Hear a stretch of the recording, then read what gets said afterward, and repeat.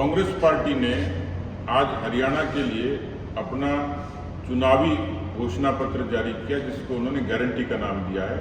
पहली बात तो ये हरियाणा की धरती से इतर दिल्ली में किया है।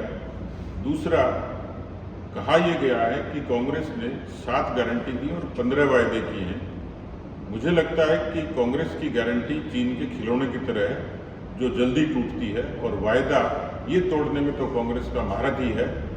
जो पुराना गाना है कि वादा तेरा वादा, वादे पे मारा गया बंदा सीधा साधा, हरियाणा की और देश की जनता को भ्रमित करने के लिए, धोखा देने के लिए, छलावा करने के लिए मुझे लगता है कि कांग्रेस को महारत हासिल है।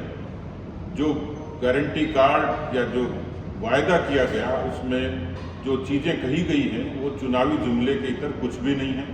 500 रुपये का सिलेंडर की देने की बात की बीजेपी खुद दे रही है। कांग्रेस ने 55 सालों का राज करने के बाद एमएसपी का कभी जुबान नहीं खोली थी। नायब सैनी सरकार ने उसकी घोषणा की और देश का पहला राज्य बना। जिस तरीके से कांग्रेस के नेताओं ने बयानबाजी शुरू करी है, मुझे लगता है कि शमशेर गोगी का बयान, उनके विधानसभा क्षेत्र के उम्मीदवार हैं, उन्होंने कहा कि हम तो अपने, यदि हमारी सरकार आती है तो हम अपने रिश्तेदारों के घर भरेंगे। नीरज शर्मा भी कुछ ऐसी बात करते हैं कि इतने वोट दोगे तो इतनी नौकरियां देंगे। मुझे लगता है कि उनकी पर्ची और खर्ची की नीयत की वापसी हो रही है। ये बीजेपी की सरकार थी जिन्होंने बिना खर्ची, बिना पर्ची के हरियाणा की धरती पर रोजगार देने का काम प्रामाणिकता से किया था, और इसलिए मुझे लगता है कि कांग्रेस की हालत वही है, हाथी के दांत खाने की ओर, दिखाने की ओर।